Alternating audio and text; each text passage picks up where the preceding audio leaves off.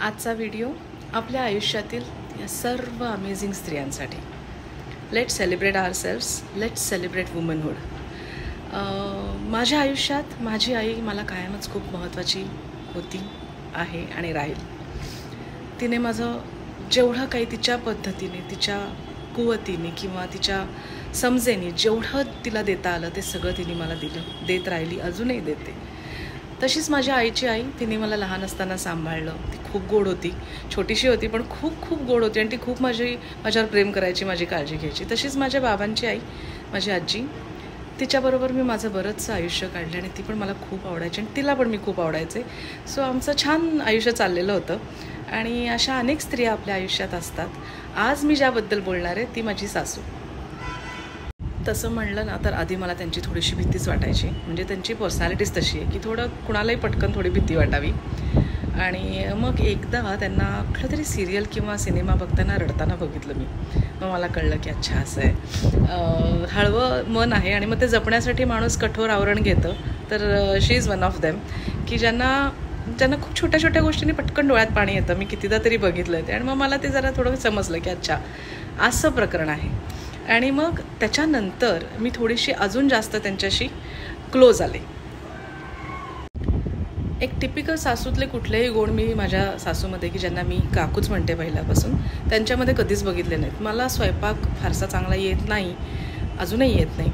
पण त्या कधी मला असं आजपर्यंत म्हणल्या नाहीत की अरे यार तुला पोळ्या नीट करता येत आहेत, काही पुरणपोळी तर लांबची गोष्ट असू दे पण येत नाही आहे तुला, ह्याचं कधी त्यांना काही फारसं नव्हतं. मात्र शी ऑलवेज इन्सिस्टेड की जान्हवी स्वतःच्या पायावरती उभी राहण्यासाठी धडपड कर.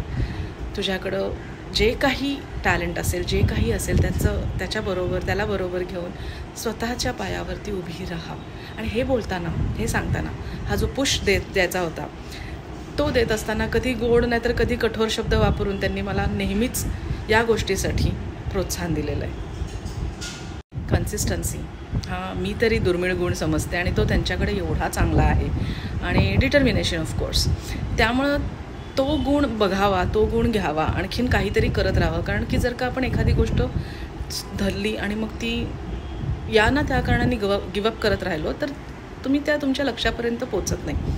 आणि त्या कायम मला या गोष्टीसाठी ओरडतात की जान्हवी तू कन्सिस्टंटली एफर्ट्स कर, सोडू नकोस मध्ये, काहीही होऊ देत. आणि मग ते हळूहळू आधी समजत नसतं, आधी वाटतं काय कटकट आहे असं पण वाटतं कधी कधी. पण नंतर लक्षात येतं की येस शी मीन्स बिझनेस. त्या अशाच उगीच काहीतरी बोलत नाहीत आणि त्या स्वतः खूप कन्सिस्टंट आहेत. व्हॉट एव्हर एज, त्या आजपर्यंत मी त्यांना कुठलीही गोष्टी अशी उगीचच सोडून देताना बघितलेली नाही. सो तो गुण घेण्यासारखा आहे आणि I am a very good learner. So मी ते शिकते आणि मला ते शिकायलाही खूप आवडतं आणि मला आता त्याचे खूप फायदे दिसत आहेत. आणखीन मला मजा येते त्या सगळ्या गोष्टींची. आता आपल्या आजूबाजूला अशा अनेक स्त्रिया आहेत की ज्यांच्याकडनं शिकण्यासारखं खूप असतं. आपण जर का आपले डोळे उघडे ठेवले, आणखीन जर का इच्छा असेल आपल्याकडे, तर आपल्याला त्यांच्याकडनं खूप काही घेण्यासारखं असतं. माझ्या आयुष्यात मी खूप कायम नशीबवान ठरली आहे की माझ्या आयुष्यात मला खूप चांगल्या स्त्रिया आजूबाजूला. मग माझ्या आई तर आहेच, आई, माझी सासू, माझी आज्या, माझ्या मैत्रिणी, सगळे खूप चांगली माणसं मला मिळाली आणि मला त्यांच्याकडनं खूप काही घेता आलं. हे माझ्या पर्सनल आयुष्याबद्दल झालं. प्रत्येकाच्या आयुष्यात असं असेल असं नाही. काही लोकांच्या आयुष्यात काही प्रॉब्लेम्स असू शकतील. माझं एवढंच म्हणणं आहे की जर का तुम्हाला शिकायची इच्छा असेल तर शिकवणाऱ्या व्यक्ती पटत नसला तरीसुद्धा जर का तो जे सांगतोय ते पटत असेल तर ते आत्मसात करायचा प्रयत्न करा. तुमचा नक्की त्याच्यातनं फायदाच होईल. All the best to all the women here. आणखीन मला असं वाटतं की let's try to be together आणि let's try to help each other and grow.